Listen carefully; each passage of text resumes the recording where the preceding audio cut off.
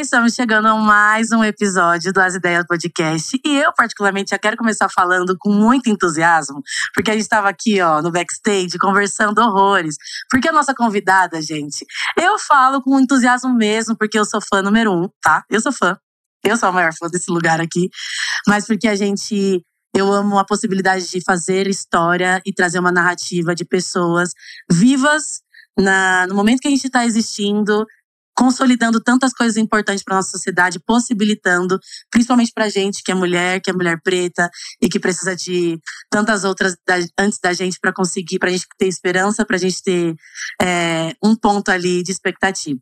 Hoje eu tô aqui com nada mais nada menos que Samantha Almeida, uma mulher extremamente importante para nossa comunicação, a primeira mulher negra na categoria entretenimento a ser júri de Cannes, tá, queridos? E hoje atua como diretora de comunicação e criação, inovação, entretenimento, estratégia. Me conta, Samantha, seja bem-vinda às Ideias Podcast. Gente, que apresentação, achei muito maravilhoso. Delícia ter você aqui. Que maravilha, estou muito feliz. Eu adorei, eu tava falando isso, que eu tava assistindo, vim assistindo os anteriores e falei, nossa, né, acho que vai ser uma conversa, que legal, vou conhecer os caras e tal. Aí quando eu cheguei aqui, eu falei, um encontro de garotas, gostei, fiquei feliz demais, obrigada por me receber. A gente agradece. Eu também tô aqui, gente, tá? Aqui, ó. Aqui, perfeita. Estamos com a Domênica aqui hoje, nessa edição perfeita.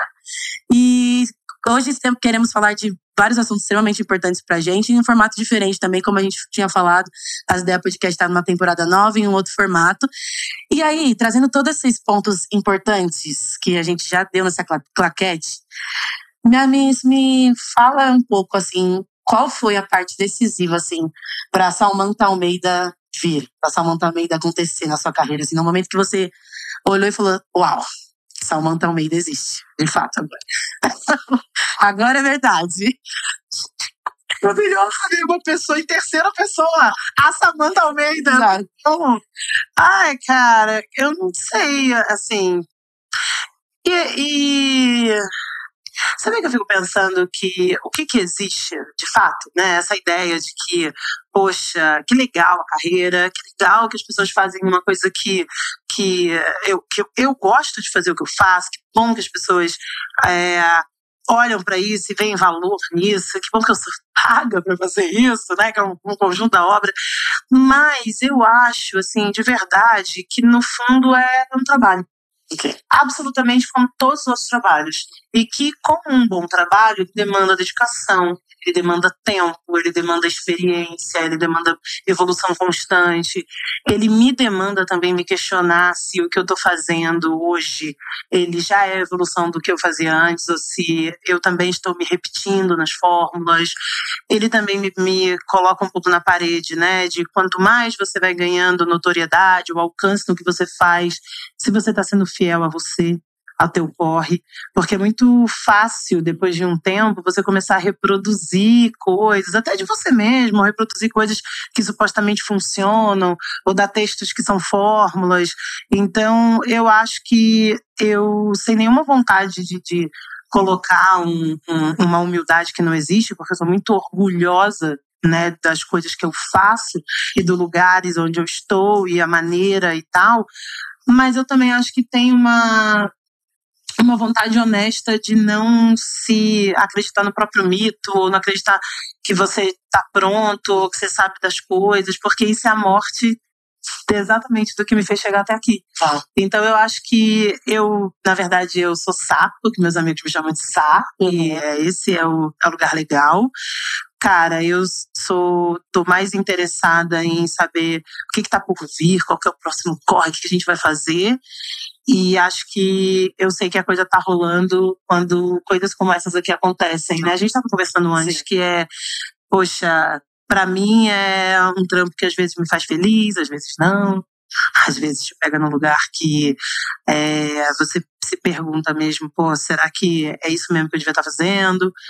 Mas tem dias que você olha e tem certeza que é para além de trabalho, que você está construindo alguma coisa. Eu acho que daqui a 20, 30 anos eu quero estar sentada aquilo que eu te falei, na frente ali, sabe, da minha família, com as minhas coisas, e pensando, pô, foi uma vida maneira, sabe? Foi uma vida maneira. Então, eu prefiro, inclusive, que me chame de Sá, que me chame de Samantha, porque é isso, tudo que parece grande demais, às vezes pode também ser meio aprisionador, sabe? Sim. Então, Eu entendo isso que, assim, consigo ter uma expectativa disso que você fala, porque, de fato, trazendo essa pauta de feminilidade negra e a importância e como você reverbera a atuação da mulher negra no mercado, acaba que o seu movimento pessoal começa a interferir no coletivo, assim, a gente, de fato, sente um caminho de possibilidade. Veio uma pessoa e falou pra gente, o nosso cabelo é bonito.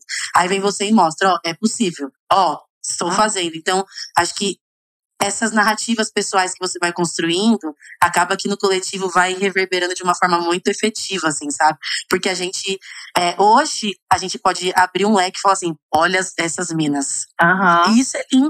A gente se tirando a mão dada, assim, olha essas mulheres, olha o que elas estão construindo, sabe? Então, acho que por isso que sempre gera esse lugar do admiração mesmo, da gente vendo agir, da gente vendo a história sendo construída e tendo esse lugar como ponto de expectativa também, sabe? Então, puxando esse gancho da sua trajetória que você compartilhou e sempre é muito gostoso estar te ouvindo, trazendo esse momento do Sá, um momento mais íntimo. Gostei. Me fala com qual ponto da sua infância, assim, que você fala, foi isso daqui, ó, reverbera até hoje na minha vida. Esse momento da minha infância, esse acontecimento, isso marcou a minha história, a minha personalidade. E isso reverbera em um ensinamento que eu tenho pessoal, assim. Eu acho que o conjunto da obra, né? Que é, né, obviamente, muito prazer, né? Samantha Almeida, eu sou publicitária, mas isso é a foto do agora. Mas eu sou uma mulher preta, né? Uma mulher preta de favela, nasci numa comunidade chamada Rocinha, no Rio de Janeiro, vivi na comunidade de 13 anos e aí mudei para São Paulo junto com a minha família, né? O meu pai recebeu uma proposta de trabalho e eu vim para cá morar na Zona Norte, né? Que tem todo, eu falo que assim, tem muitos códigos sobre isso, né? Na Zona Norte de São Paulo, aí é Casa Verde Baixa, é nóis. Porque é inevitável que, sendo desse lugar, e obviamente vindo de uma família que meus pais separaram, eu tinha 2, 3 anos, então eu fui criada pela minha mãe, que por mais que eu sempre tive certeza do amor do meu pai, ele não foi uma pessoa muito presente, né, ali na minha primeira infância, então eu fui aquela típica brasileira, de família periférica, com uma mãe guerreira pra caramba, extremamente preocupada com a minha educação, e por causa dessa preocupação dela, me migrando de realidades, então eu fui bolsista em tudo que era curso que era possível, eu fui bolsista na escola, eu entrei de bolsa na faculdade, então sempre uma vida de uma procura de achar valor no mundo. E uma das coisas mais incríveis que eu percebo é que essa infância, criada na Rocinha, indo para a praia de domingo, porque era o dia que minha mãe tinha livre, porque ela tinha 2 empregos, estudava, e criando referências muito populares, né? Eu vejo muito claro isso no meu trabalho. O meu trabalho é muito popular, né? Eu tenho um olhar muito popular sobre a vida, né? Eu gosto de coisas que eu falo alto, eu me monto pra caramba. Eu falo que o jeito que eu vejo o mundo, ele tá nitidamente conectado a todos os estímulos e todas as referências que eu tive ao longo da minha infância e ao longo da minha vida. A diferença, talvez, é que num dado momento da vida eu tentei muito me adequar, porque é isso, né? Você quer fazer parte, você quer estar junto, você quer acessar colégios, acessar universidades, te contrasta muito de quem você é com o mundo que está posto ali fora. Durante muito tempo fiquei tentando achar como que eu poderia ter valor ali. E hoje, para mim, está muito claro que o valor é justamente pelo fato de eu vir de outro lugar, de eu ter construído esse olhar que é periférico, do baile funk, do baile das emoções, de ter descido muito morro, de ter vivido uma realidade que, de uma certa maneira, ao ser descortinada, se vê muita beleza, se vê muita potência, se vê muita gente muito interessante. Então, eu fico um pouco dessa sensação de que eu definitivamente não teria feito os projetos que eu fiz, eu não estaria propondo os projetos que eu fiz e ainda os que eu vou fazer se eu não fosse uma mulher preta periférica carioca, entendeu? E eu brinco que é bem, tem coisas aí. E talvez essa descoberta de quem se é, a partir de onde se veio, foi o que me deu lugar para saber aonde que eu quero estar. Então eu tô muito... É isso, eu tô muito... Hoje eu sou muito orgulhosa, uma favelada orgulhosa, saca? Daí o valor da famosa e até quase gasta representatividade, né? Essa palavra que tá tão na nossa cabeça, cada hora tem uma, né? Sim. A gente vai transitando, mas eu acho que ainda vale falar tem uma ideia sobre isso. Eu me questiono muito no lugar de olhar para representação, representatividade, dar uma friccionada nessas palavras como atriz, né, como uma pessoa que consome muito conteúdo, que produz, que trabalha com isso. Você estando na comunicação, essa coisa da representação, da representatividade ainda tá muito, né? Eu adoro esse debate. Não é? Eu fiquei ouvindo você falar, fiquei me questionando, assim. Fiquei com vontade de te ouvir falando. Você trouxe uma palavra que tava me rondando, que foi valor. Que eu lembro de ter lido no livro da Viola Davis, que ela fala, teve a ver com a pergunta que você fez sobre a infância. Ela fala que a virada dela veio a partir dela querer ver valor nela mesma. Ela não existia, ela precisava saber que ela tinha valor. Tipo, eu existo, eu tenho valor. Ponto. Aí daí ela virou essa chave. Aí essa palavra me rondou e você trouxe. Eu achei muito importante. E ouvindo sobre representatividade... Ai, desculpa. Imagina! Eu queria só elaborar uma pergunta aqui. Vamos ver se eu consigo. Porque eu tô aqui, muita coisa que eu quero perguntar, tanta coisa que você trouxe. Você trouxe tanta coisa que foi me dando gatilho. Tava a perguntar isso. Não, agora eu vi. Quanta coisa. Mas eu queria ouvir você falando sobre, justamente, representatividade, representação e valor, sabe? Como que você enxerga esses três valores, esses três princípios juntos na comunicação, na representação, né? No que a gente consome de conteúdo, de mídia. Como que a gente consegue valorizar esse debate, assim? Porque a representação vazia não significa nada. A gente tá representando qualquer coisa sem nossos valores também não significa nada. Como que você enxerga isso? Você sabe que é muito... Ou pelo menos tem sido mais comum as pessoas me perguntarem, assim, se eu tive que abrir mão de algumas coisas para chegar numa empresa legal, ou para trabalhar em multinacionais, ou para ter uma posição de liderança. Quase como sempre, como se eu tivesse que deixar de ser quem se é, como se os códigos que se tem, né, sendo quem eu sou, né, pela perspectiva de raça, de gênero, de classe, como se eu tivesse que abrir mão de alguma coisa para conquistar territórios e lugares que supostamente não foram desenhados para pessoas como eu. E daí, quando você fala sobre representação e representatividade, eu adoro separar as duas palavras, porque representatividade, ela é uma coisa para além do que se vê, né? Ela tem um preenchimento, eu falo que ela tem meio, porque, óbvio, você está vendo, a representação é necessária que você se enxergue no outro, que você identifique que o outro tem similaridades com você, mas ela precisa estar preenchida, além de estética, de ética. E essa ética que a gente está procurando, nesses tempos, ela é muito complexa, né? Porque, assim, inevitavelmente, ao representar alguma coisa, você deixa de representar todo o resto. Porque tem muitas coisas disponíveis para se representar, né? E aí pensa, poxa, como é que eu posso dizer que o fato de eu ser uma mulher negra eu represento as mulheres negras? É impossível, porque nós somos, né, 100 milhões de pessoas. Então, só nós três aqui, só nós três somos três universos diferentes. Então, como é que alguém pode carregar, às vezes, até o peso de representar as mulheres negras, né? Porém, o que eu posso dizer é que todas as vezes que você está no espaço, que você acessa, todas as vezes que você visibiliza alguma coisa que estava invisível, em algum nível, o que era pessoal, que era um corre só seu, que era o teu trabalho, que você estava achando que estava fazendo legal pela tua vida, ela começa a fazer legal para vidas de mais pessoas em volta e não só para pessoas que se representam em você. E eu vou te dizer que eu sinto que muitas vezes as pessoas, elas estão interessadas muito na foto final. Poxa, deu certo, venceu, ganhou. ninguém quer aprofundar sobre. Deixa eu entender uma coisa, como é que foi o corre até aqui? Tá tudo bem?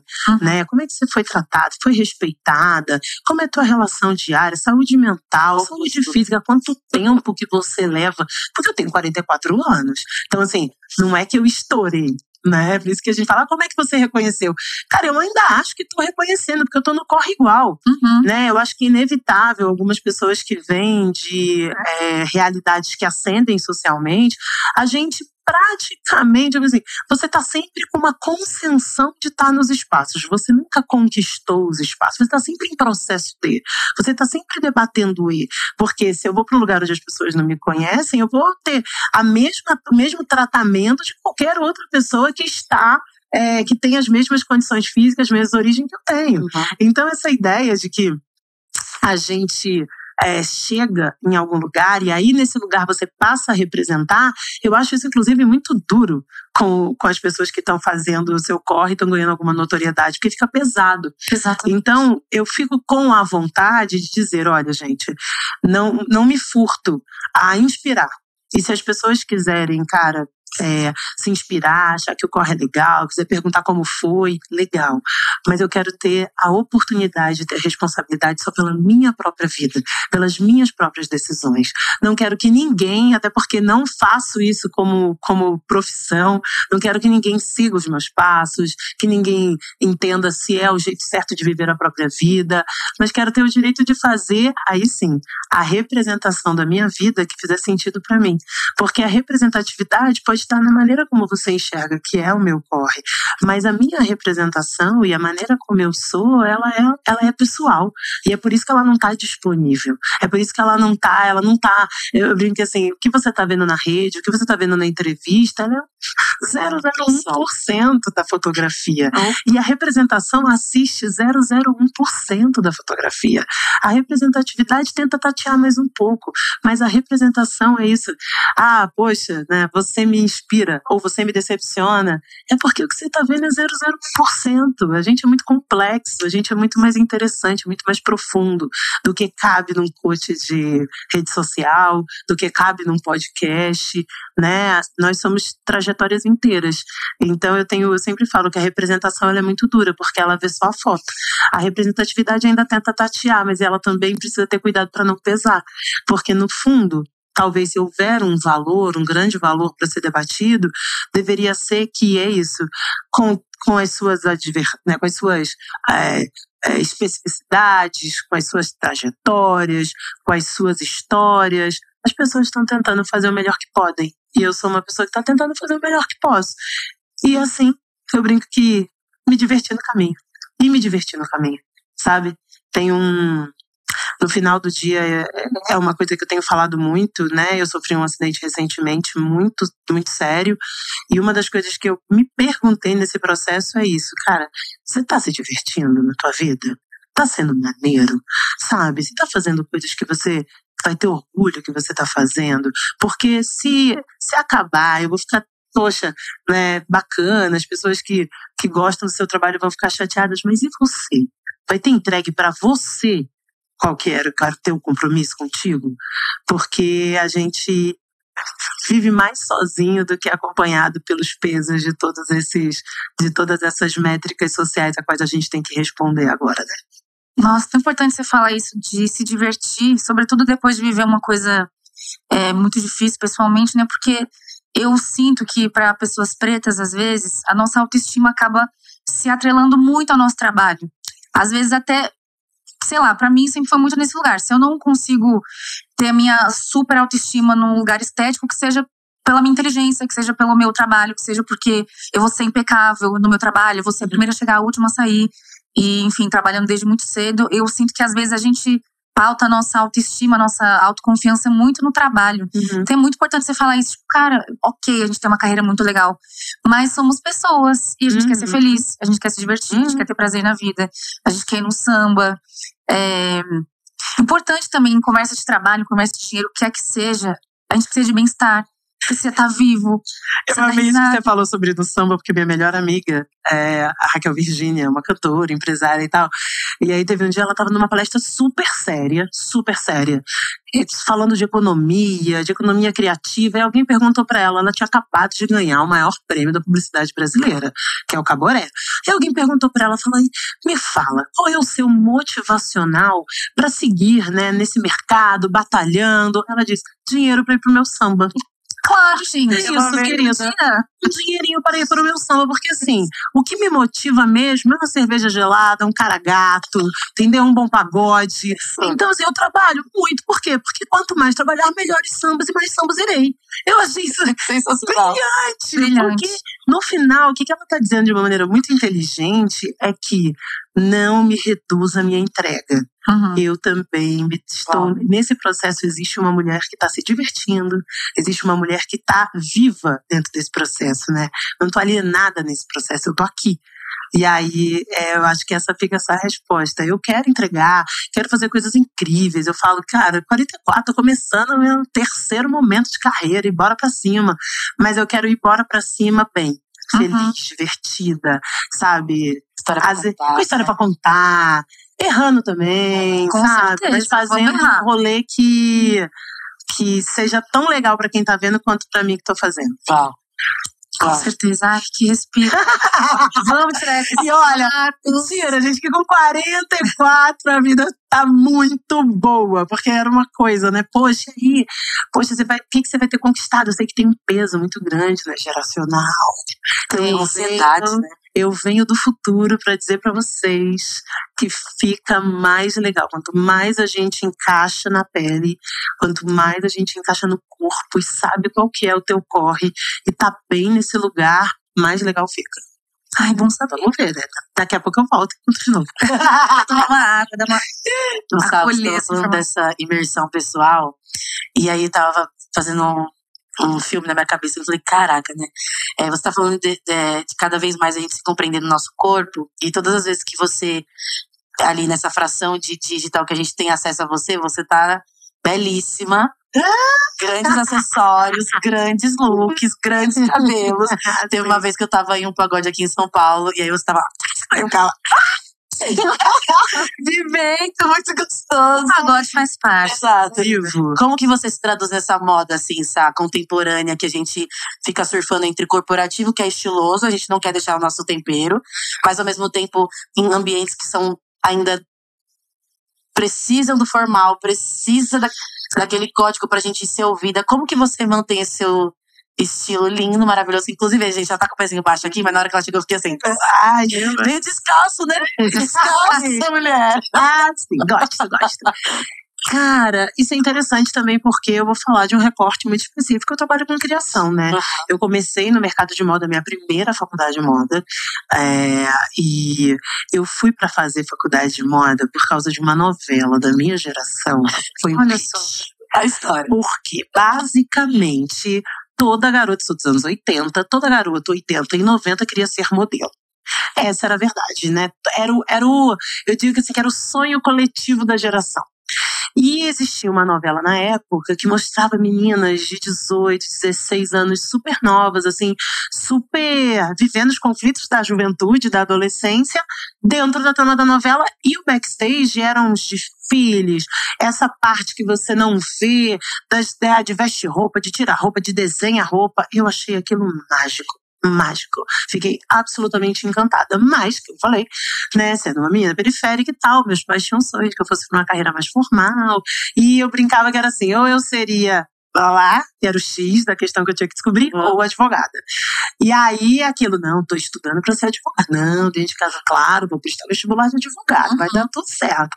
Quando prestei o vestibular para moda, passei nos dois e falei, olha, vamos negociar. Se eu for bem na faculdade de moda e conseguir um emprego que me ajude a pagar a faculdade no primeiro ano, eu sigo. Caso não, faço direito. Que era o acordo com os meus pais. E aí eu fui tentar entender por que moda era tão importante para mim. Porque falando assim, parece um frenesi do imagético, da época das meninas, mas eu sentia que existia códigos ali que não estavam prontos para mim. porque, né, sem drama nenhum, que estamos recuperando como podemos ver, mas eu era uma menina negra, bolsista, que estudei em colégios particulares, porque o trabalho do meu pai oferecia bolsas na época. O que significa é que, obviamente, eu era uma imagem estranha naqueles ambientes. Em geral, eu era a única menina negra e a menina bolsista. Porém, eu vou muito no que a Domi estava falando, que se essa relação, né, se eu achava que, beleza, talvez eu não tivesse o código estético correto, eu tinha uma vontade de ser a pessoa que lidera o time, a sala, que organiza os encontros, o teatro, e isso acabava me dando outras visibilidades. E essas visibilidades eu comecei a perceber que, assim, que a gente tem códigos sociais, comportamentais que passam pela moda, que podem te ajudar a encontrar outros lugares que não sejam essa da beleza, estética padrão, que é tão vendida pra gente, que é necessária para as mulheres. Uhum. E de que aí existem outras coisas nessa camada. E a moda foi a minha primeira, eu brinco, ferramenta de começar a entender que dava para pertencer a alguns lugares. Então, se numa época eu pensava em, ai, cara, eu quero me camuflar um pouco mais, eu acho que aqui eu quero passar parecida com esse grupo e tal, conforme a gente vai se encontrando no mundo, eu fui ao contrário. Eu fui querendo ser cada vez mais eu. E eu fui querendo convidar as pessoas a partir de querer ser eu mesma, que elas também quisessem ser elas. Então eu me lembro, a primeira vez que eu comecei a ir pro trabalho, que eu disse, cara, sou menina de tênis, sabe? Sou uma pessoa que leva aí para em 12 vezes o tênis para ir pra faculdade, eu quero poder colocar isso. E aí poxa, eu quero soltar o meu black, quero deixar na época, gente, vou dizer que o processo de naturalizar o cabelo para minha geração foi duro.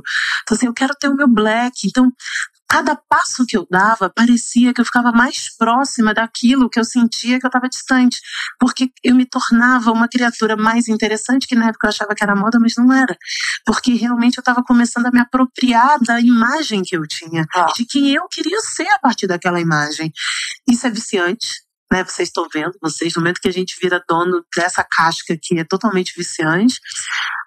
Comecei a ser interessantemente reconhecida por isso, porque, óbvio, nos espaços que eu estava existia um padrão, e muitas vezes eu brincava que, gente, não adianta eu usar roupa, porque eu não vou ser, por mais que não existe camuflagem para algumas coisas que depois eu ia descobrir que tinham muito mais a ver com o fato de ser negra, com o fato de ser periférica, que não era aquilo, né? A gente acha que é o que você está vestindo, leva um tempo para você perceber, cara, não é isso.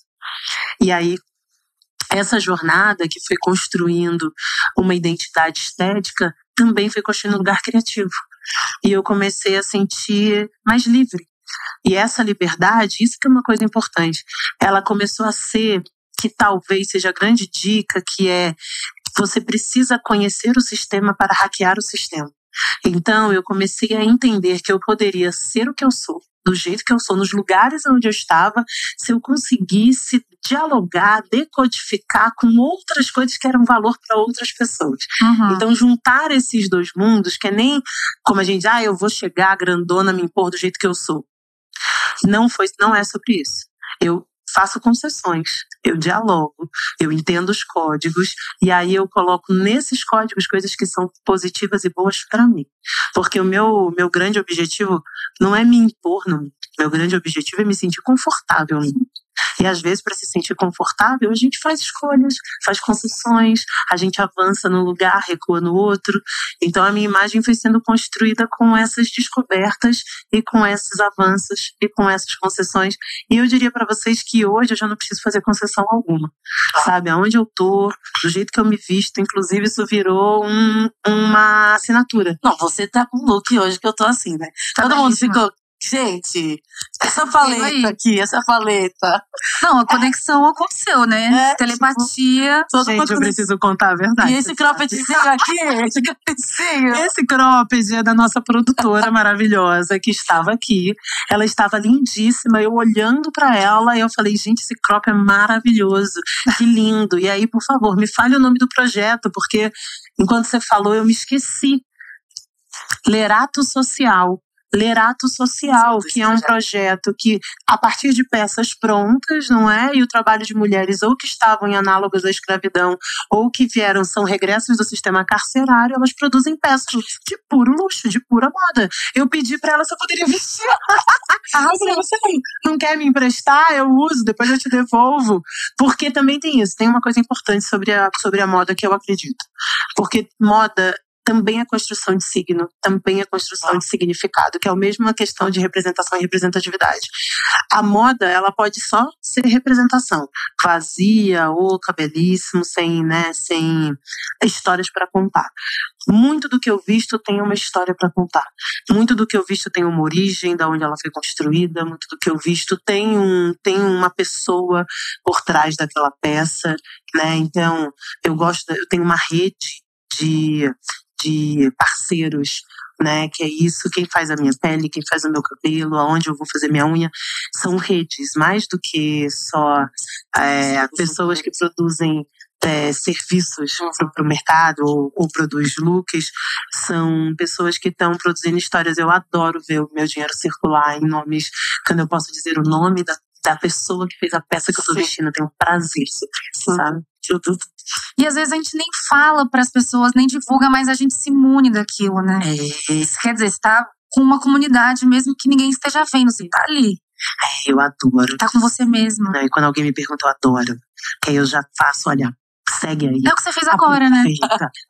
Já faz uma comprinha. Porque no final do dia, eu acho que se as pessoas pensassem sobre, elas fariam melhor investimento. E especialmente pessoas que têm alguma notoriedade, que podem construir imagens que vão reverberar e que elas podem botar lá o selinho daquilo que elas estão usando. Isso pode ser muito importante para a carreira de alguém. Cara, por que não mesmo? Por que não?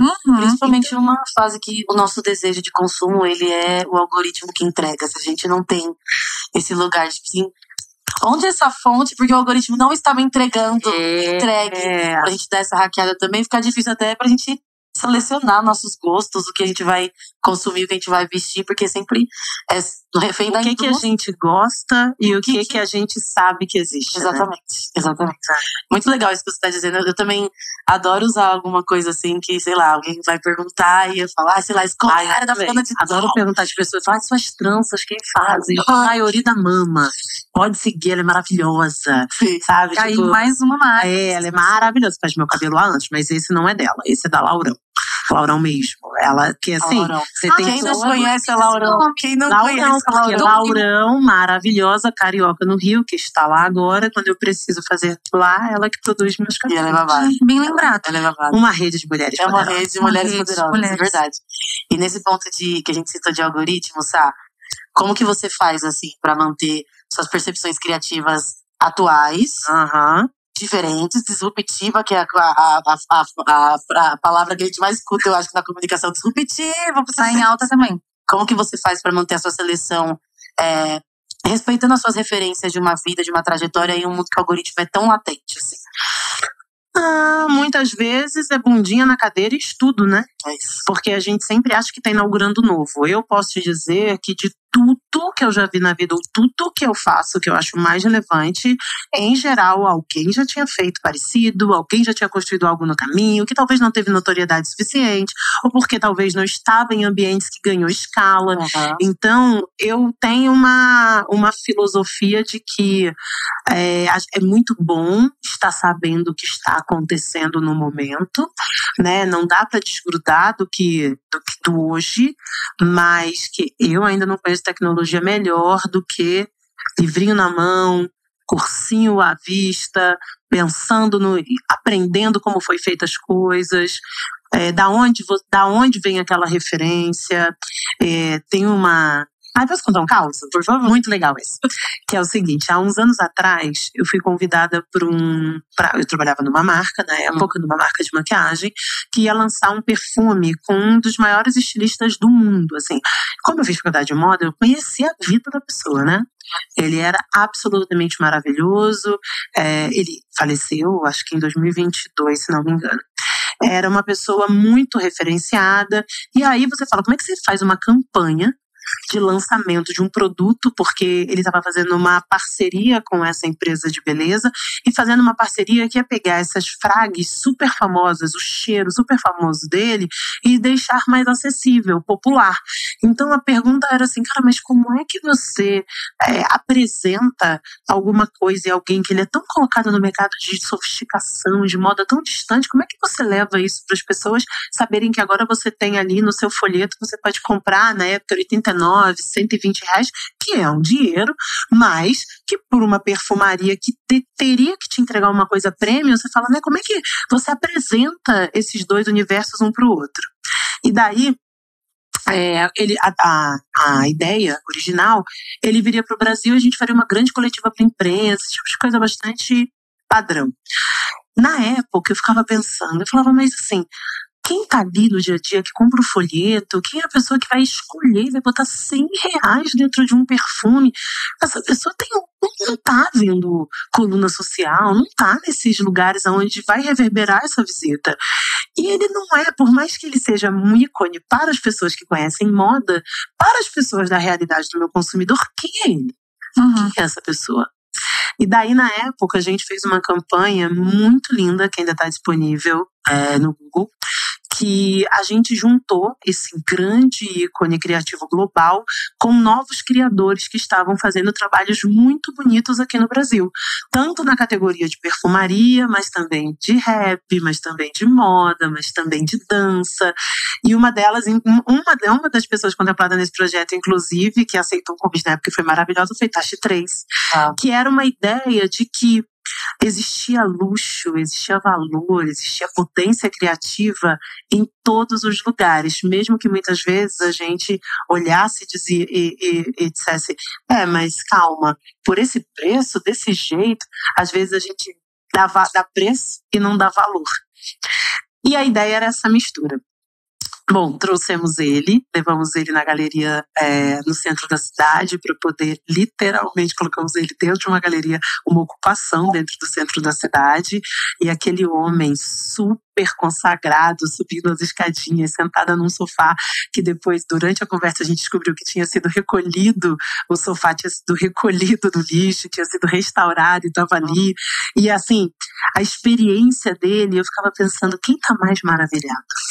Ele, que é o grande nome mundial e tal, que aqui está tendo a oportunidade de conhecer criação potente, latina, brasileira, periférica, e ele nitidamente estava muito encantado, ou para as pessoas que não sabiam que era ele.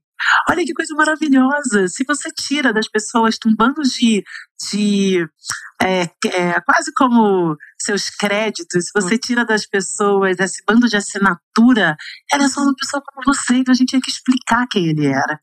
Foi tão maravilhoso essa experiência, porque ele realmente ficou encantado com os projetos que ele viu, e as pessoas começaram a ficar encantadas com a história dele, porque aí, né, as pessoas foram descobrindo que ele era um refugiado, que ele é um cara que tinha vindo de um país para outro, tinha construído carreira, tinha um lugar ali de troca sobre o que era valor. E por que eu lembrei disso, né? Porque a ideia de que a gente cria coisas. Eu falei, gente, misturar universos, trazer as pessoas de mundos diferentes para fazerem collabs, isso não é novo. Tem nada de novo nisso.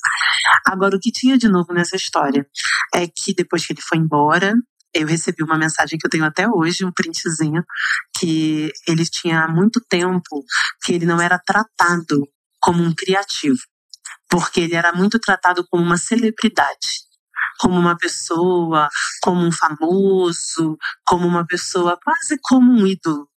Ia fazer muito tempo que ele não conversava desse jeito com pessoas que estavam fazendo coisas novas e que ele sentiu, assim, uma vontade de criar, uma vontade de fazer, uma vontade de trabalhar com aquelas pessoas, de produzir. E aí, por causa disso, maravilhosamente, ele convidou eu e o meu time para ir para um jantar na casa dele, numa cobertura em Paris, aquelas coisas todas e tal. E aí, uma das coisas que ele me fez essa pergunta, tipo, de onde veio, né, essa ideia? Porque que coisa diferente, achei tão inusitado. Aí eu falei, é que eu moro no centro, né? Tipo assim, eu moro no centro. Essa galera que a gente vê é uma galera que eu que eu consumo, a galera que tá fazendo o rolê que eu também tô fazendo. Tem uma... na verdade, é te apresentar, inclusive, a gente, nosso rolê.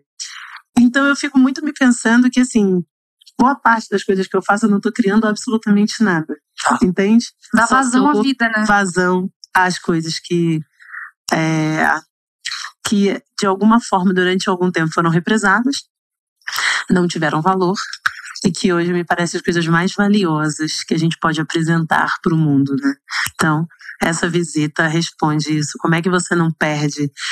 Continue, sabe? Continua indo, continua sendo, continua fazendo, que meio que a criatividade te encontra também. Tá aí nos rondando, né? Tá aqui. Levantou, pegou. Tá aqui, a gente tem que só se abrir, né? Abrir os olhos, os ouvidos. Pensando nisso também, eu fiquei com uma vontade de ouvir você dizer sobre a gente com isso aqui, esse objeto, né? O celular, essa possibilidade de comunicação com o mundo. Qualquer pessoa pode criar suas próprias histórias, seus roteiros, suas próprias campanhas, seus filmes, enfim, contar suas próprias histórias. E isso, a princípio, parece muito interessante, muito libertador, muito... Todo mundo tem voz.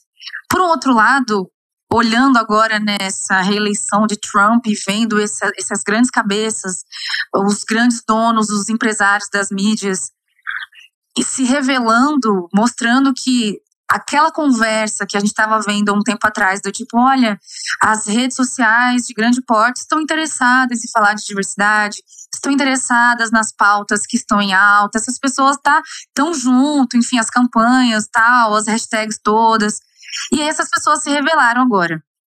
Queria ouvir o que você acha, como é que fica esse lugar assim da pessoa, da comunicação dentro da rede social, da pessoa que cria, da pessoa que cria de forma autônoma, independente, das pessoas que criam com marcas, ou através de empresas, em relação a esse momento que a gente está vivendo, que é realmente de boicote às palavras diversidade.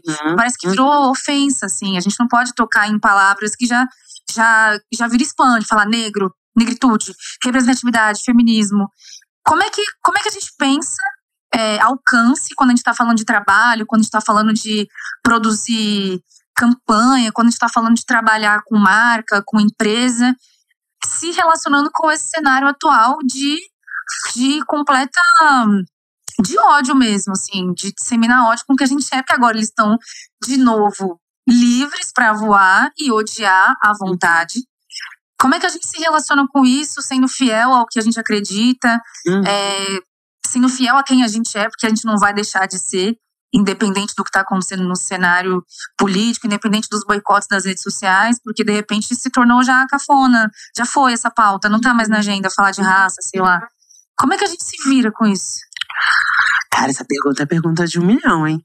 Nem sei se isso tem resposta, porque eu acho meio que fora, né? Eu acho que a gente tem duas maneiras de pensar isso. A primeira é que eu acho que sim, multiplicidade de possibilidades de comunicação importam, no sentido de que eu fui uma geração que começou a trabalhar com a internet fazendo meme de Orkut. Sabe, as primeiras campanhas que eu produzi eram threads e conversas e bom dias de Orkut. Então, eu vi a mudança entre um lugar onde a gente realmente acreditava e que era importante ter lugar, ter oportunidade de contar a tua história, de refazer a tua história, de achar outras pessoas como você, as construções das comunidades, tudo isso é valor. E a gente não pode, brinca assim, tentando dar banho no bebê, jogar o bebê com a água suja, entendeu? Não. Tem muito valor no fato de que sim, oportunidades foram criadas de negócio, de produto, de mercado, de influenciadores com o surgimento de novos meios. Porque aí nesse lugar e na experimentação coube mais gente. Agora, o que eu acho é que a gente precisa entender como é que foi feito esse crescimento, né? Sobre que balizas foram feitas esses crescimentos. A primeira coisa que a gente precisa se perguntar é que, cara, é um mundo paralelo ou é o mesmo mundo que a gente vive? O que performa aqui, funciona aqui, o que eu não posso fazer aqui, eu posso fazer nos ambientes, outros ambientes, posso fazer nos ambientes digitais? Eu acho que a gente precisa se questionar se a gente não foi e não está sendo, talvez, espectador demais sobre uma sociedade que está se formando a esmo, aleatória em relação dos acordos sociais que nós fizemos para manter a sociedade. Existem acordos sociais que fazem da gente uma sociedade. Tem acordos sociais que fazem da gente um lugar possível de se viver, que fazem da gente um lugar justo ou o mais justo possível, né? No sentido de que nós criamos normas e leis para que a gente consiga construir a nossa boa convivência. E a partir disso, eu vou fechar esse racional com uma das coisas que mais me pega, assim, sabe? Que é, eu aprendi sobre quem eu era, sobre negritude, sobre desigualdade social, sobre o que eu queria ser como mulher. Tudo isso eu aprendi muito antes de existir debates de redes, de ter influenciadores, muito antes. Né? Eu aprendi isso dentro de casa, eu entendi o que era diferença socioeconômica dentro de casa, eu entendi o que era valor, o que era ética, o que era moral. Antes mesmo de ter nomes, eu entendi o nome. Antes mesmo de saber por que, poxa vida, quando eu atravesso a rua, desço para o asfalto, as pessoas me olham com um jeito diferente quando eu estou lá na minha comunidade, com os meus amigos. Por quê? Eu brinco que a gente não precisou das palavras para saber qual era o nosso lugar social. E eu acho que a gente não fez um bom trabalho de lembrar que nós, inclusive, estamos sentadas aqui, não foi por causa de uma thread de internet. A gente está sentada aqui porque muita gente levantou da cadeira, porque muita gente se sacrificou, porque muita gente fez o corre. E eu acho que em determinado momento, as nossas gerações acreditavam que é suficiente estar sentada no sofá dando texto. E não é suficiente. A vida não é suficiente. Assim como também a vida que acontece no texto, ela pode ser combatida exatamente levantando a nossa mesma bunda do sofá. Então eu tenho dúvidas se eu estou mais preocupada com o mundo que está se formando, que sempre esteve aí, e muitas vezes mais liberto, às vezes mais confortável. Eu não me lembro nenhum momento da história social que ser mulher negra e periférica tenha sido fácil. Não lembro, eu brinco que assim, não lembro nenhum momento que tenha sido confortável e também não acho que vai ser. Acho que hoje minimamente estamos descortinados, mas eu também acho que a gente precisa pensar mais na revolução que nós vamos fazer. Eu estou mais preocupada com a nossa resposta em relação a esse mundo, porque eu tenho dúvida se o que está aí fora é novo. Eu tenho dúvida que se esse ódio, se esse desconforto em relação à ascensão dos grupos minoritários seja novo. Isso não é novo. Então, o que é novo, talvez, seja a nossa capacidade de organização, a nossa capacidade de entender, de finalmente, uma coisa que aconteceu que eu achei muito importante na última década, é que se popularizou. Uma coisa era antes, né? As pautas que estavam dentro dos grupos de movimentos sociais, que estavam nos grupos que eram as pessoas que estavam buscando espaço no mundo a partir daquelas pautas, hoje elas estão desacortinadas. Então, me parece que a gente tem uma missão mais fácil, porque identificar muitas vezes o problema é mais difícil do que combater o problema. Quando as pessoas identificam que tem um problema, é mais fácil a gente se organizar. Então, de uma certa maneira, eu brinco que eu nem sou alienada demais para estar extremamente otimista, mas também já vivi muita coisa para saber que demorou muito tempo para a gente chegar onde está, e eu não acho que vai ser fácil fazer as pessoas que conseguiram ter consciência de quem são retrocederem e abrirem mão do lugar que ocupam. Eu acho que vai ser difícil. Não tem volta. Vai ter que se esforçar muito e ainda assim não vai dar conta. Eu acho que mais, sabe, é menos sobre que da onde vem o ataque, porque isso é cíclico, tudo é cíclico, é histórico, é cíclico, né? Todas as comunidades, especialmente as oprimidas, elas sempre se reorganizam. o sistema também se reorganiza. Então eu acho que a gente tem na mão uma oportunidade de se reorganizar de novas formas, porque até isso aqui que a gente está fazendo, esse encontro aqui que a gente está fazendo, ele seria impensável em outros tempos. E eu sei que vai chegar nas pessoas, eu sei que as pessoas vão refletir sobre isso, eu sei que a gente tem uma capacidade de mobilização cada vez maior, não pelas coisas que a gente está dizendo, mas pelas coisas que a gente está fazendo. Então eu falo, é uma esperança comedida, uma esperança de ação, sabe, sobre o futuro. Esperançar, né? Esperançar. Que a Conceição é muito lindo isso, que o esperançar, essa expressão, a gente estava falando no backstage também, né, que independente de como tá o contexto atual, assim, existem alguns, como diz minha mãe, quais que a gente faz, e a vida vai indo, assim. E eu acho muito lindo quando na área da comunicação, às vezes eu tô em algum espaço, e aí falo, e aí, que legal, encontro uma amiga fazendo algum trabalho, uma amiga muito boa, uma amiga tipo, e aí, o que você tá fazendo aqui, não sei o que lá, tô no squad da Samantha. Falei, uau. Aí, ai, que amor. Um outro amigo meu, Toscani, que ele é um fotógrafo maravilhoso, tá trabalhando, enfim, no mesmo hub. E aí, amigo, o que você tá fazendo aqui? Squad da Samantha. Então, eu acho que ainda que a gente tenha toda essa estrutura que a gente busca a esperança, que a gente tenta hackear todo esse sistema, também existem essas possibilidades que a gente vai conseguindo fazer fora da lógica, talvez, só do tweet, só da exposição, só do conteúdo, mas também vem pro corre, pro efetivo, pro backstage que acontece, para talvez um lugar de militância bem ampla, mas que de fato acontece, sabe? Que a gente não só expõe, que a gente não só traz a nossa opinião nesse lugar que tem tanta opinião para tanta gente, mas não efetivo, sabe?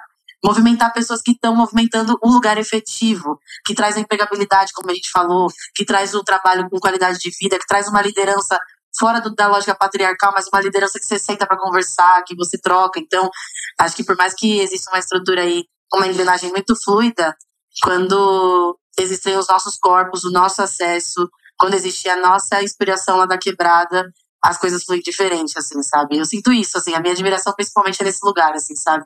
De ver a sua liderança aí nesse caminho, assim. Ai, nossa, gente, que fofura, super. Eu acho que tem muitas camadas nisso, né, do que a gente estava falando, porque eu acho que inevitavelmente nossos corpos acabam sendo políticos em muitos contextos, né?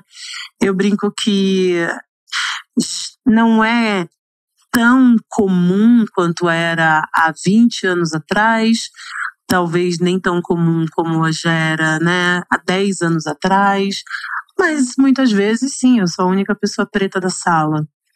E mais, mesmo quando eu posso não ser a única pessoa preta, talvez eu venha de um outro recorte que, graças a Deus, as outras pessoas pretas ascenderam em famílias anteriores, então tem outros caminhos. Então eu fico pensando que tem tantas maneiras da gente ser relevante, né, de fazer alguma coisa dentro da tua comunidade, ou mesmo dentro da tua comunidade criativa. Eu acho que tem tantas maneiras de você acessar esse lugar que eu acho que nós somos complementares. Eu tenho um pouco de... né, eu estava te contando, eu tenho um pouco de medo de ser uma pessoa que falou muito, mas fez pouco.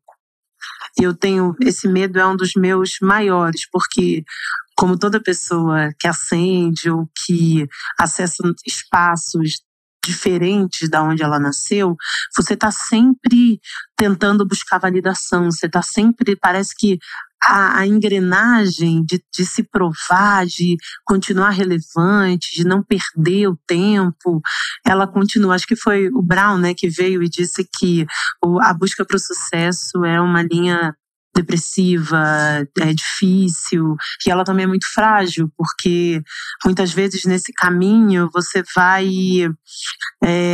deixando de fazer coisas que inspiram e começando a simular inspiração para as outras pessoas. Isso é um lugar que eu me preocupo muito. Inclusive, teve uma época da minha vida que eu falei, cara, não sei se eu estou mais concordando comigo. Estou falando muita coisa que eu também não sei se eu concordo. Calma aí. deixa eu parar. E eu passei um bom tempo sem, não aceitando mais os painéis, todo mundo, por quê? Falei, porque eu acho que eu não tô mais concordando comigo. E eu não quero falar nada do qual eu não esteja vivenciando aquilo, porque é muito importante para mim. Errar, mas errar no meu corre. Ser valorizada, mas por uma coisa que eu realmente estou fazendo. E esse medo de ser só mais alguém que dá texto bonitão e recebe um monte de like e não ser uma pessoa que daqui... Eu tenho isso, cara. Daqui a 30 anos, daqui a 20 anos, eu vou olhar pra trás e vou falar, mandou bem. Caraca, porra, isso foi demais, sabe? Tem histórias demais pra contar e é demais pra mim, sabe? Demais pro que eu desejei. Eu, desde muito cedo, eu tenho muita consciência de quem eu quero ser. Não o emprego que eu quero ter. De quem eu quero ser, que pessoa eu quero ser. E isso vem de uma criação muito correta da minha mãe. A minha mãe era uma pessoa, falecida agora, mas é uma pessoa porque continua sempre muito correta, sabe? Muito papo reto, muito certo é feito. Então tem uma responsabilidade em manter isso. Então eu fico muito feliz porque provavelmente, hoje, eu fiz 25 anos de carreira. Tem pessoas que trabalharam comigo que poderiam, daqui a pouco, vão poder ser minhas chefes, entende? Que fizeram projetos incríveis, que vão poder me contratar. Sabe, tem gente que está ocupando espaços lindos, que está fazendo uma carreira linda. Eu te contei, uma das meninas me ligou esses dias, me mandou um vídeo no Instagram. Desses vídeos que vem ali na conversa no inbox. E aí eu vi que ela tinha mandado, quando fui abrir, era ela em Los Angeles, cobrindo o Grammy Latino, pela empresa que ela trabalha. E aí eu olhei e aí ela falou, Sá, te mandei no WhatsApp, mas não sei se você vai conseguir ver, queria te mandar aqui, porque queria registrar, porque eu tô muito feliz de estar aqui. E a gente se conheceu num projeto super autoral, super maneiro, ainda aqui também, na periferia de São Paulo. E ela veio trabalhar comigo, fez um trampo muito legal. Aí de lá conseguiu um novo emprego, e foi crescendo. E eu fiquei pensando, é isso, sabe? De Perus para Los Angeles. Esse é o corre, esse é o meu corre. Mas foi o que eu te falei, tem vários outros. Tem pessoas que vão estar olhando para outras camadas, sabe? O meu é ter pessoas trampando comigo que atinjam um lugar de um trabalho de qualidade que é tão delas que elas não vão precisar de mim mais pra nada, sabe? Porque depois disso sou eu que tô brigando pra manter o salário delas comigo porque recebeu proposta melhor do que eu posso pagar, entendeu? Isso aqui eu fico louca, cara. Quando a galera vem negociar salário comigo, eu falo, que isso? Tu recebeu essa proposta? Às vezes eu falo, vai, entendeu? Vai, porque é demais. Isso é o meu lugar dentro da cadeia de muitas possibilidades, que é o que eu falei. São milhares de possibilidades de você buscar teu lugar no mundo, sua relevância e achar que você está contribuindo. O meu é esse. Uau. Cheguei, peço licença pra chegar. Olá, tudo bem? Olá! Pô, mulheres fortes aqui, né, não, cara? Eu tô assim, gente, que privilégio, hein, essa ideia do podcast? Não, hoje eu peguei o meu banquinho e falei assim, hoje eu vou ficar em off, porque hoje é aprendizado, eu tenho que ouvir as mulheres falar, né? Tô aqui só no caderninho. Falarem, geralmente fica eu e o Big aqui, né? Dois carrancudos, toda hora, trocando Olha, quero mandar aí um beijo pro Big, hein? Achei que ia te encontrar, ia te conhecer. Celebridade. Eu insisti muito para que a Samantha participasse do nosso podcast, porque assim, é inevitável a gente falar assim, falar das nossas origens, e eu vi que você é uma pessoa que foi nascida e criada dentro de uma comunidade, e assim, querendo ou não, em meio àquele caos, a gente olha para frente e a gente fala assim, será que existem possibilidades, será que a gente será que a gente consegue alcançar determinados lugares? Será que é possível? E você mostra isso pra gente que é possível sim, sabe? Eu tenho mulheres fortes, graças a Deus, dentro da minha família. Admiro muito, tenho minha esposa, tenho a minha tia, minha mãe, nossa, que é uma guerreira também. E assim, qual que é a dica que a Samantha de hoje em dia daria para as mulheres que sobrevivem dentro da mesma realidade que você veio? Você sabe que eu tenho um sentimento contraditório em relação a isso. Porque, estatisticamente, ascender socialmente no Brasil, né, mudar de classe social no Brasil, leva em média 7 gerações. E muitas vezes eu tento não transformar na regra, que é o fato de que sim, né, eu venho de uma realidade e ascendo através de trabalho, através de estudo. Por isso que eu falo que revolução maior que bundinha na cadeira, estudando, não tem. Sei que está fora de moda, né? Eu digo que está fora de moda, mas a gente manter a cabeça ativa e esperta, mas eu também sei que a minha história, ela tá num lugar mais de exceção do que de possibilidade. Engraçado isso, porque eu também vivo nesse dilema, né? Como é que você inspira e tem uma história maneira sem mentir para as pessoas? Porque eu não vou te dizer que para eu poder fazer o que eu faço, ter a vida que eu tenho, durante muito tempo eu abri muita mão de muita coisa. E hoje em dia eu ainda abro mão de muita coisa, né? Eu tenho uma dedicação que não considero saudável, inclusive, muito grande ao meu trabalho. E muito grande às ideias, né? Inclusive, quem trabalha comigo é isso, assim, é sempre, cara, o que a gente vai fazer? Qual que é o próximo? Qual que é o passo? O que tem de legal? O que tem de interessante? Como é que a gente pode construir alguma coisa de valor? É uma plataforma que muitas vezes ele pô, que bacana, que bonito a foto final, olha aí, vencemos. Mas não vencemos, né? Não vencemos porque eu ainda volto para a comunidade para ver boa parte da minha família. E não é porque não vencer é estar em comunidade, não é isso. Mas porque essa taxa, né, a tag que querem me dar de que se você estudar, se você trabalhar muito, você vai vencer, não é verdade. Porque todos os meus parentes trabalham pra caramba, todos os amigos que eu cresci na comunidade que não tiveram o mesmo destino publicizável ou de profissional que eu, também eram correria. Então eu acho que eu sou realmente uma menina comum, ordinária, que teve muita sorte em várias coisas, em várias fases da vida. Se eu pudesse dizer que existe algumas fórmulas, é que saúde física, né? O mínimo de estabilidade emocional, que é isso, ter alguém que acredita em você. E aí eu não vou dizer, eu venci, não venci nada. Minha mãe, desde muito pequena, ela desenhou a vida que eu tenho. Ela desenhou exatamente como seria a vida que eu tenho. Eu sou total fruto do corre dela, dizendo, vai, né? Tipo, se eu me emocionar em algum momento é comum, sempre acontece. Sempre acontece. Não tô nem te olhando. Não estou te olhando porque eu percebi o movimento. Não vou olhar pra cá e não vou olhar pra ali que tá minha irmã, né?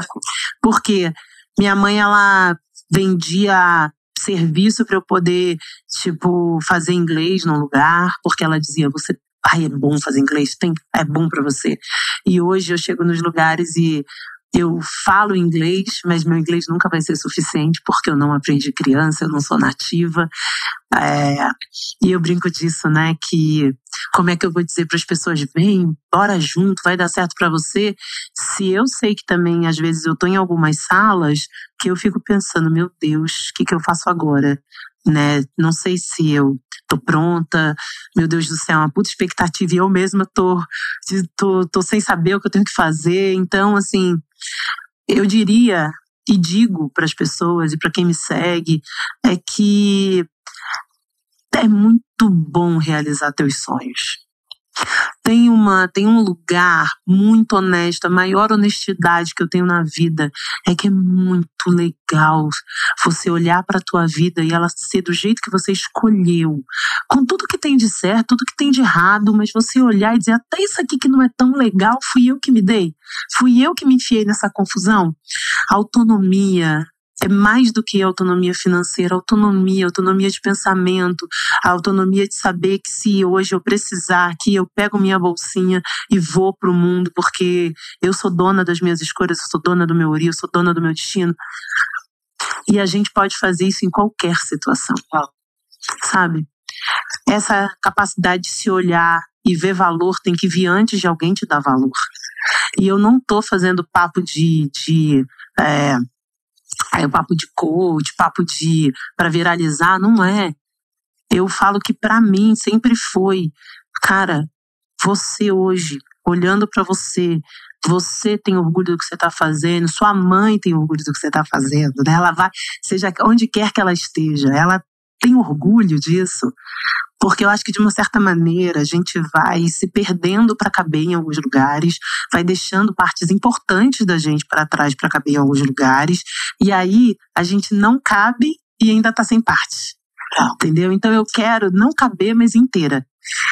E o que eu diria para a maioria das mulheres, especialmente as periféricas, é que as pessoas mais legais, mais interessantes, mais inteligentes que eu conheci não falavam inglês, não tinham... Minha mãe foi fazer 2º grau com 50 anos.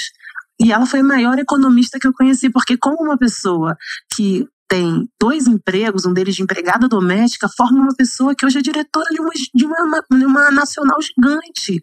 Se essa mulher não é visionária, se essa mulher não é a maior pensadora, economista, criativa de futuros, sabe? Que a gente, futuróloga. Se essa mulher não é isso, quem é?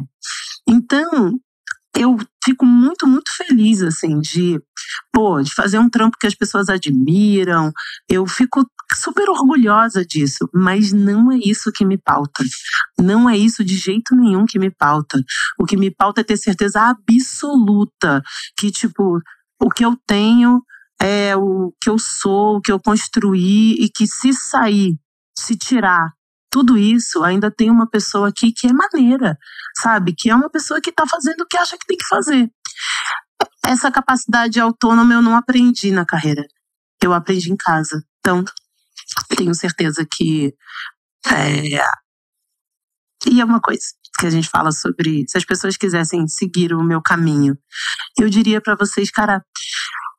Né, as pessoas me falam muito, poxa, como é que eu faço para ocupar os lugares de liderança? É tão difícil. Eu digo, eu também não sei, mesmo. Mas eu também não tô vendendo o que eu sei. Entendeu? Então, assim, eu vou fazendo. Vai ter gente que vai ter achado incrível trabalhar comigo, vai ter gente que não vai ter achado.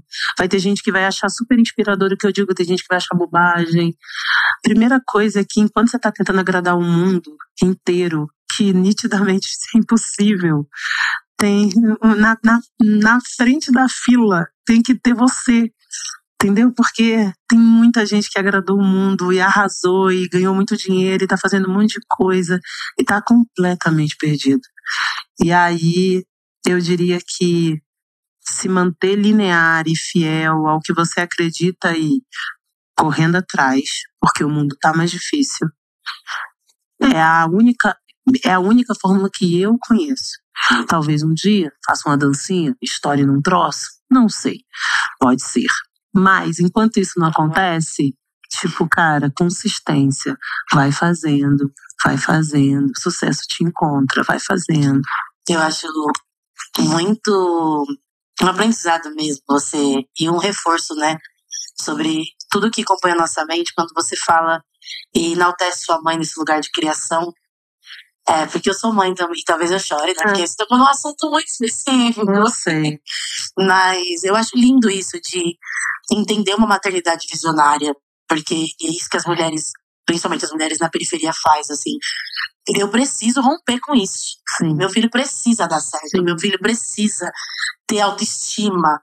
E aí eu tenho né, a gente foi querer dar autoestima, principalmente pra moleque preto, eu tenho um de 7 anos, que ele se acha o maior negro da existência. E ver você falando assim da sua mãe tão bonita, eu fiquei, caraca, E quero que o Benim fale assim de mim, sabe? Eu sou o que minha mãe planejou pra eu ser, não no lugar de domínio, mas no lugar assim, eu sou a pessoa que mais acredito nele. Não tem outra pessoa que acredita nele além de mim, assim, sabe? Eu consigo ver esse lugar das nossas mães, assim, de ver a gente lá com uma baixa autoestima, com a vontade de crescer, gata, você é linda, você pode, você, né? Mais pra esse lugar. Então, isso me faz lembrar sobre os saberes que compõem o existir mulher negra. Não é um saber que tá escrito, muitas vezes. Não é um saber que vem pronto num livro. Não é um saber que vem com regras de 1 ao 10, como você deve ser como uma mulher negra. Mas é um saber mesmo que vem do ouvir, do sentar, do trocar, do partilhar, e que a gente materializa naquela imagem de uma negra fazendo a trança na outra, sabe? Então, que lindo aprender ouvindo como sua mãe te criou para ser a mulher que você é hoje. Mas, sobretudo, com tanto reconhecimento dessa maternidade solo, periférica, que fez você chegar nesse lugar assim de compreensão, de ética, porque você ascendeu para um lugar de estado social, mas principalmente com os seus valores. E aprender com você aqui nesse podcast foi assim, o presente desse ano, né? Não, que bom, é verdade. A gente tá assim muito emocionado, sabe? Isso é muito, tô felizão, porque tipo, muito mesmo. Eu acompanhei algumas entrevistas da Samantha e eu escutei muito ela falar sobre isso, tipo, independente do mundo que tá posto pra gente, independente da nossa realidade, acredite no que você tá fazendo, sabe? Faça, foco, tá ligado? Tipo, olha pra frente e vai, porque, querendo ou não, a gente tem tantas distrações, né? Não chamam de distrações, tantas feridas, né? Que a gente perde um tempo absurdo tentando cicatrizá-las, né? Arrumar um remédio ali para que cure aquela ferida, que às vezes a gente acaba ignorando os nossos sonhos, né? Os nossos objetivos, muitas vezes. E poxa, eu fiquei impressionado. Eu falei, pô, ela é muito forte, tá ligado? Eu queria... Eu, da posição que eu tava ali assistindo esse episódio, eu não tenho vergonha em dizer que eu aprendo e aprendi bastante com vocês, tá ligado? Eu aprendo muito com a minha mulher, com a minha mãe dentro de casa, tá ligado? E aprendi muito com vocês também. É importante a gente saber reconhecer isso, tá ligado?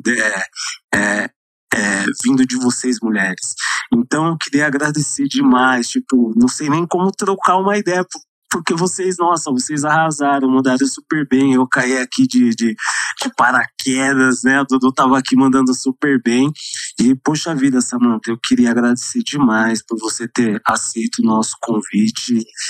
Nosso podcast é um projeto, né? Querendo ou não, é novo. A gente sabe das lutas que a gente enfrenta para que a gente consiga realizar isso daqui, e ter você aqui dentro do nosso... Ter um episódio com você pra gente é muito especial. Ai, gente, eu que agradeço, de verdade.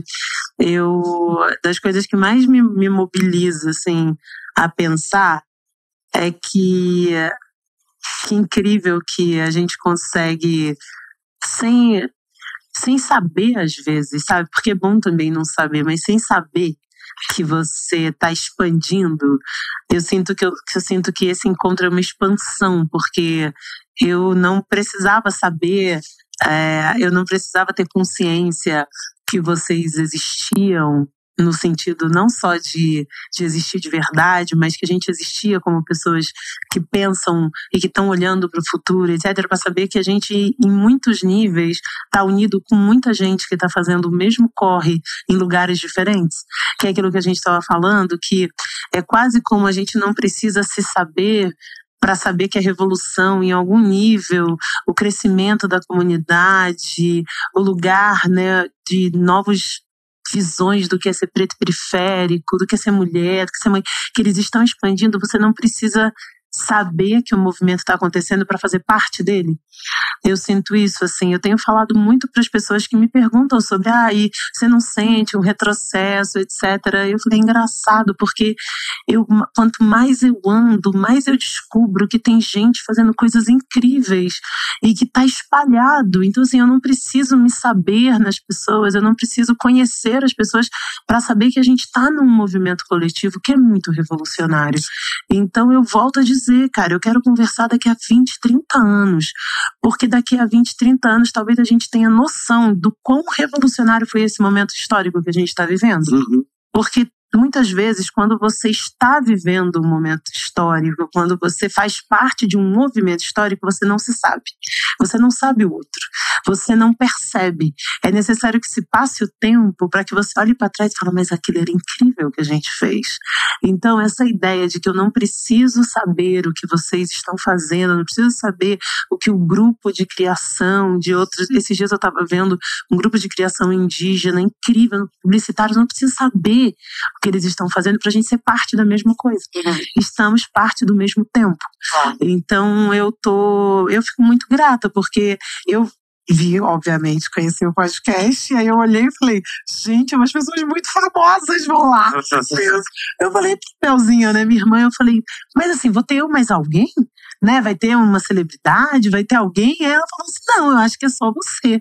Aí eu falei, poxa, me senti reconhecida, assim, me senti importante. Então, assim, e uma coisa engraçada, eu acho que já aconteceu, que depois de dar uma olhada que o meu pai comentou em algum momento lá o podcast, acho que foi no YouTube, alguém respondeu. Ele respondeu assim, eu sou o pai dela. Alguém falou, fala pra ela que a gente quer convidar. E ele me ligou. Filha, é um podcast aqui, falou que quer convidar você. Eles são muito legais. Então, assim, você entende que... Volto a dizer, a gente não precisa se saber na intimidade, porque como pessoas de conteúdo todos nos conhecemos, mas para saber que a gente está no mesmo corre. Então eu que agradeço, gente. Eu achei o máximo. Olha, me segurei aqui, assim. Que dura pra não chorar. Vai ter episódio 2, né? Vai ter. Já tô soltando. Eu venho quantas vezes quiserem. É como ela falou, às vezes as pessoas assistem e vê, tipo, Mano Brown, MC Bill. Eu vi Mano Brown, MC Bill, KLJ. Eu olhei, CBzinho. Eu falei, que isso, gente? Do nada tô eu. Tipo assim, prazer, gente, Samantha. Desculpa estar invadindo aqui seu espaço de famosos, tá bom? Faço aí um trabalhinho, se quiser saber mais. A publicidade não é nada assim tão grande. Eles são gentis, entendeu? Não, gentis. Ela que é modesta. Eu queria agradecer muito por você ter colado. E queria dizer pro público do podcast, inclusive, que por trás disso tudo tem grandes mulheres. Tem a minha guerreira que segura o refrão comigo dentro de casa. Pra eu estar aqui dentro desse espaço, executando tudo isso aqui. Tem a minha mãe também, que está em casa, que é uma figura super, né, minha rainha. Eu não vou chamar nem de figura, é minha rainha. Tem a Eliane, agora tem a Raquel, tem a Kimberly chegando para somar. O Lucas tá ali, né, Lucas? O Lucas tá ciente, o piano que a gente teve que carregar para chegar até aqui, o Lucas, o Big, mas eu queria dizer que vocês, mulheres, e as minhas mulheres, que vocês são e elas foram super importantes para que esse projeto acontecesse. Então, eu queria agradecer demais por ter obrigada aqui no As Ideias Podcast. Valeu, Kimberly. E é isso, esse foi mais um episódio do As Ideias Podcast. Podcast, muito obrigada. E no próximo episódio vocês já vão aí salva, ativa o sininho, comenta, fazem tudo que pra vocês chegarem a informação aí e vocês acompanharem essa temporada nova aqui, Eu seguraria a emoção, já criaria expectativa, que tem muito episódio bom. E agora eu vou me despedir de verdade, que tem uma mulher a Raquel, que tá ali. Agora, que é a dona verdadeira desse lindo top. É isso, beijo, As Ideias Podcast. Tamo junto!